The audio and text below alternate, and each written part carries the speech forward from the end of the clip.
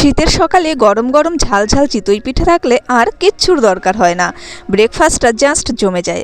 নমস্কার বন্ধুরা, কল্যাণী রান্নাঘরের নতুন আরও একটা পর্বে আপনাদের সবাইকে স্বাগত জানিয়ে শুরু করছি আজকের রেসিপি ঝাল ঝাল চিতই পিঠে। তো চলুন দেখে নেওয়া যাক আজকের রেসিপিটি। এই চিতই পিঠে তৈরি করার জন্য আমি নিয়ে নিয়েছি 2 কাপ আতপ চাল। আর এই চালটাকে বেশ কয়েকবার জল পাল্টে পাল্টে ধুয়ে নিতে হবে, একদম সাদা জল বেরিয়ে আসা পর্যন্ত। খুব ভালোভাবে চটকে চটকে ধুয়ে নিতে হবে, যতক্ষণ পর্যন্ত ঘোলা জল থাকবে ততক্ষণ কিন্তু জল পাল্টে পাল্টে ধুয়ে নিতে হবে। এতে করে পিঠেগুলো ভীষণ সাদা হয় আর খেতেও কিন্তু বেশ ভালো লাগে। তো খুব ভালোভাবে জল পাল্টে পাল্টে ধুয়ে নিয়েছি, জল একদম সাদা হয়ে গেছে। তারপরে উষ্ণ গরম জল দিয়ে আমি ভিজিয়ে রাখছি 1 ঘন্টার জন্য। হাতে সময় থাকলে 1.5 থেকে 2 ঘন্টাও ভিজিয়ে রাখতে পারেন। তো দেখুন 1 ঘন্টা বাদে আমি চলে এসেছি আর চালটা সাদা হয়ে গেছে এবং আঙুল দিয়ে চাপ দিলে অর্থাৎ নখ দিয়ে চাপ দিলে চালটা 2 ভাগ হয়ে যাচ্ছে। তার মানে চালটা কিন্তু একদম পারফেক্টভাবে ভিজে গেছে। এখন একটা মিক্সিং জারের মধ্যে দিয়ে এটাকে ভালোভাবে ব্লেন্ড করে নিয়েছি। তবে মিক্সিং জারের মধ্যে দেওয়ার সময় কিন্তু একটুও জল দেওয়া যাবে না, শুধুমাত্র চাল ছেঁকে দিয়ে দিতে হবে। কোনো রকম এক্সট্রা জল দেওয়ার দরকার নেই। এক্সট্রা জল দিলে ব্যাটারটা একদম স্মুথভাবে পেস্ট হবে না, দানা দানা থেকে যাবে।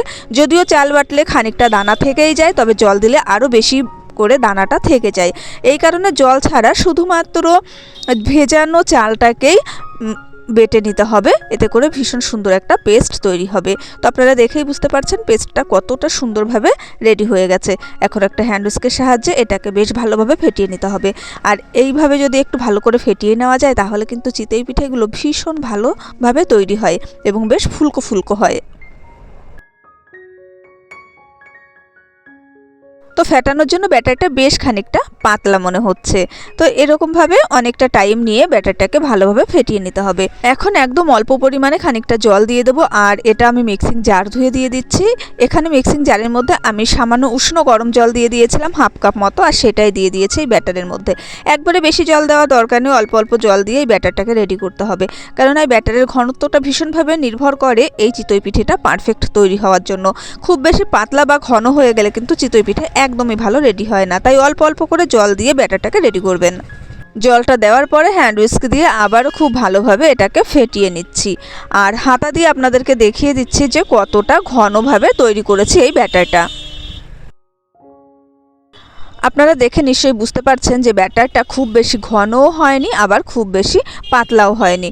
তবে হাতার ওপরে দেখবেন একটা লেয়ার পড়বে, সেটাও আপনাদেরকে আমি খুব ভালোভাবে দেখিয়ে দেবো। তো উল্টো করলে দেখুন একটা পাতলা ধরনের লেয়ার তৈরি হয়েছে। ঠিক এরকমভাবেই হাতায় একটা কোটিং পড়বে, আর তাহলেই বুঝতে পারবেন যে ব্যাটারটা খুব সুন্দরভাবে রেডি হয়েছে। এবং আঙুল দিয়ে সরিয়ে দিলে দেখবেন দুপাশটা সেপারেট হয়ে যাচ্ছে। তো এরকম পাতলা ধরনের একটা লেয়ার পড়লেই বুঝতে হবে ব্যাটারটা একদম পারফেক্টলি রেডি হয়েছে। তো এর থেকে ঘন বা এর থেকে পাতলাভাবে কিন্তু ব্যাটারটা তৈরি করা যাবে না।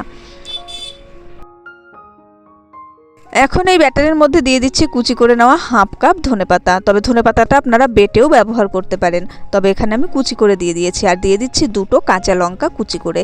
ঝালটা অবশ্যই আপনারা আপনাদের টেস্ট অনুযায়ী দিয়ে দেবেন। আর দিয়ে দিচ্ছি স্বাদ অনুযায়ী লবণ। এবারে হ্যান্ড উইস্কের সাহায্যে খুব ভালোভাবে ব্যাটারের সঙ্গে লঙ্কা এবং ধনেপাতাটা মিশিয়ে নিতে হবে।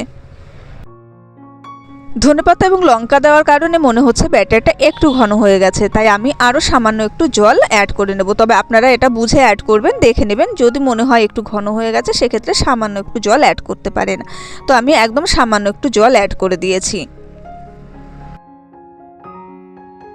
ব্যাটারটা একদম পারফেক্টলি রেডি হয়ে যাওয়ার পরেই আমি দিয়ে দিচ্ছি 1/2 টিস্পুন বেকিং পাউডার। এখানে বেকিং সোডা নয়, বেকিং পাউডার ব্যবহার করেছি। আর বেকিং পাউডারটা একদম লাস্ট দেবেন, প্রথম দিকে কিন্তু বেকিং পাউডারটা দিয়ে দিলে পিঠেগুলো ভালো হবে না। তো ব্যাটারটা সম্পূর্ণ রেডি হওয়ার পরেই কিন্তু এই বেকিং পাউডারটা দিয়ে দেবেন।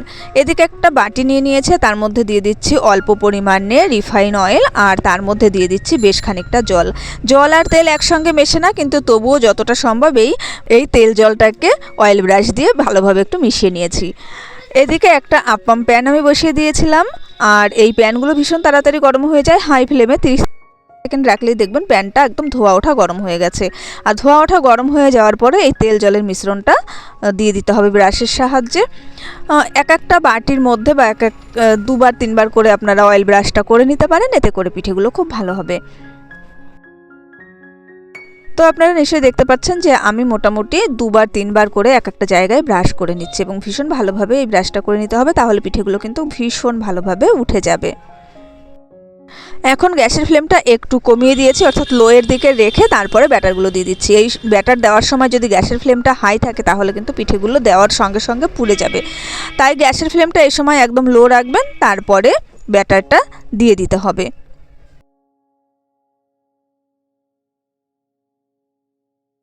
ব্যাটারটা দেওয়ার পরে এবারে ঢাকনা দিয়ে রেখে দেবো জাস্ট 3 থেকে 4 মিনিট সময়। গ্যাসের ফ্লেম রাখবো লো টু মিডিয়ামের মাঝামাঝি।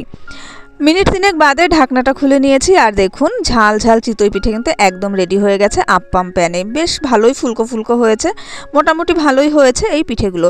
আর এই পিঠেগুলো দেখুন কতটা সহজে উঠে যাচ্ছে। তো এটা কিন্তু একদমই নিচে ধরে যায় না, ভীষণ সহজে ওঠানো যায়। চামচ দিয়ে জাস্ট একটু নাড়া দিলেই দেখবেন সমস্ত পিঠেগুলো উঠে যাচ্ছে। তো আশা করছি আজকের এই ঝাল ঝাল চিতই পিঠের রেসিপিটি আপনাদের ভালো লেগেছে। আর দেখুন কতটা সুন্দর হয়েছে, পেছন দিকটা সামান্য একটু ক্রিস্পি হয়েছে। একটু লালচে লালচে হলে তাহলে পিঠের নিচের দিকটা বা পেছন দিকটা বেশ ক্রিস্পি হয় এবং এটা খেতে খুব ভালো লাগে। আর এরকম ঝাল ঝাল চিতই পিঠে যে কোনো ভর্তা বা মাংস দিয়ে, অর্থাৎ মাংসের ঝোল দিয়ে কিন্তু খেতে বেশ ভালো লাগে। তো আশা করছি আজকের রেসিপিটি আপনাদের ভালো লেগেছে। ভালো লাগলে চ্যানেলটা সাবস্ক্রাইব করার অনুরোধ রইল। পাশে থাকা বেল আইকন অবশ্যই ক্লিক করে রাখবেন, যাতে আমি নতুন নতুন রেসিপি শেয়ার করার সঙ্গে সঙ্গে নোটিফিকেশান পেয়ে যান। দেখা হবে পরের রেসিপির সঙ্গে। সেই পর্যন্ত সবাই ভালো থাকবেন। আজকের মতো টাটা।